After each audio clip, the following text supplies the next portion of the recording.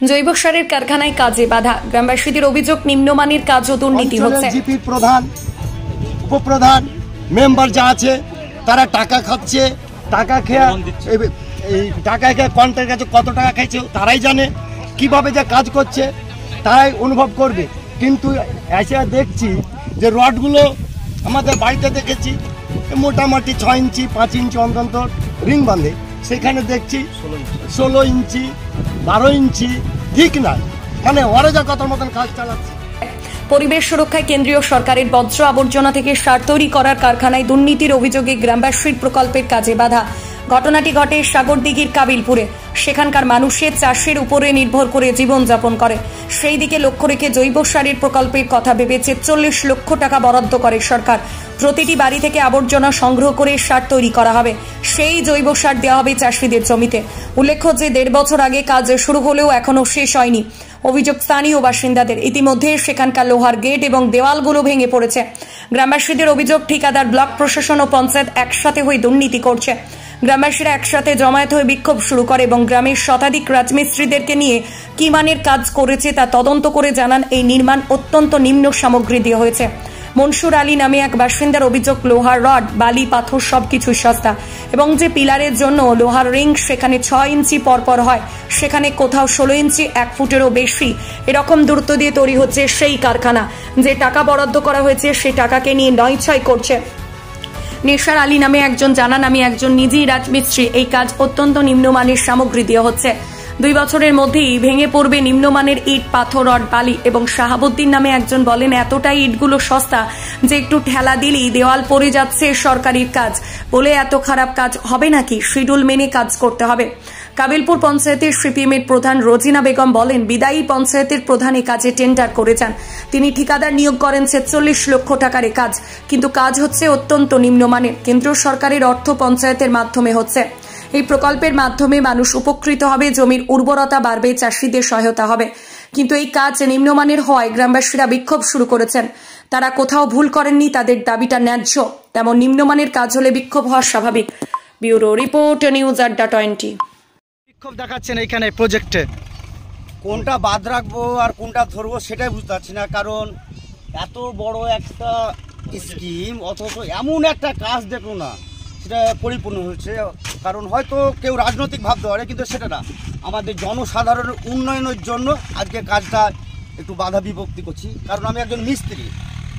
এই পিলারে দেখলি যে 8 mm রড পড়ে, মিনিমাম 10 কিংবা 12, আর যেহেতু সরকারি স্কিম বেশি পড়বে। তাছাড়া এই যে রিংগালা আছে, মানে পাবলিকে বাড়িতে মিনিমাম 6 ইঞ্চি পর পর দেওয়া হয়, কিন্তু এটা কোনটা ধরবো, 12 ইঞ্চি না 15 ইঞ্চি না 16 ইঞ্চি?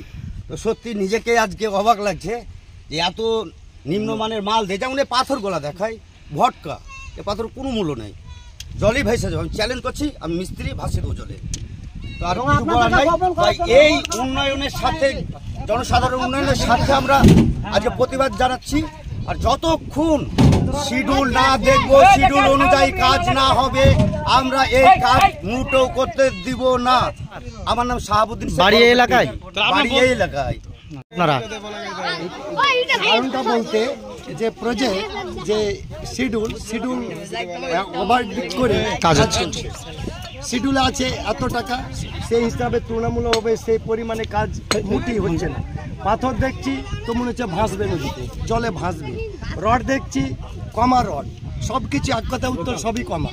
আমাদের যে একটা প্রতিষ্ঠান, এই প্রতিষ্ঠানকে বজায় রাখার জন্য মথুরাপুরবাসী, কালপুর জিপি প্রতিটা ব্যক্তি চাইছে ভালো একটা কাজ হোক, কিন্তু সে তুলনামূলকভাবে মোটেই কাজ হচ্ছে না। অঞ্চলে জিপির প্রধান, উপপ্রধান, মেম্বার যা আছে তারা টাকা খাচ্ছে, টাকা খেয়ে কন্ট্রাক্টের কাছে কত টাকা খাইছে তারাই জানে, কিভাবে যে কাজ করছে তারাই অনুভব করবে।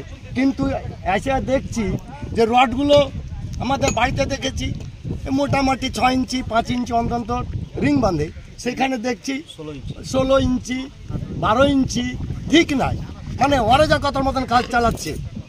এবারে নিম্নমানের কাজ হচ্ছে। নিম্নমানের কাজ হচ্ছে। কি চাইছেন আপনারা? আমরা চাইছি এই প্রতিষ্ঠানটা যাতে ভালোভাবে কাজ হয়, একদিনের জন্য তো নয়, কাজটা যাতে দীর্ঘস্থায়ী হয়। কিন্তু এখন যা দেখছি যাতে লাত মারছে সেটাই ভেঙে যাচ্ছে।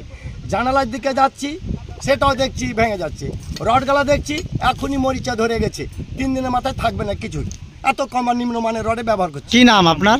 আমার নাম মনসাদ আলী, এই এলাকায় বাড়ি? হ্যাঁ এলাকায় বাড়ি। ধন্যবাদ। আমরা বিক্ষোভটা এই যে নিম্নমানের পাথর, 4 নম্বর 5 নম্বর ইট এবং আর সব বাজে পাথর। আর দ্বিতীয় কথা হচ্ছে যেভাবে সরকার সার্কুলার, সেই সার্কুলার অনুসারে আমাদের ভোট ফোটুয়া সব কিছু তো নাই, নিজের ইচ্ছাকৃত লয়কে 6কে লয় করছে।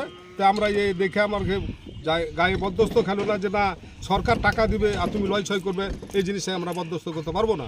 হ্যাঁ, তাই আমরা ন্যায্য কাজ যেভাবে সরকার সার্কুলার আছে, তোমার শিডিউল দেখাতে হবে, সেই মতো তোমাকে কাজ করে নিব। হ্যাঁ, তাতে ভালো হয়। কাজ, এই কাজের যে মাল, যে পরিমাণ, মানে সেগুলা খুবই নিম্নমানের। আমরা চাই যে কাজ ভালো ভালো উন্নত মানের যে সব শিডিউলে দেওয়া আছে, আজ অবধি আমাদেরকে শিডিউলও দেয়নি কোম্পানির যে এজেন্সি, এখন অবধি এই প্রজেক্টের আন্ডারে এখনও আসেনি। আমাদের প্রায় 1 ঘন্টার আপ হয়ে গেল। আমরা চাই অবিলম্বে এই কাজ আমাদের ভালো করতে হবে, না হলে বন্ধ রাখতে হবে। আমাদের দাবি ভালো কাজ করতে হবে।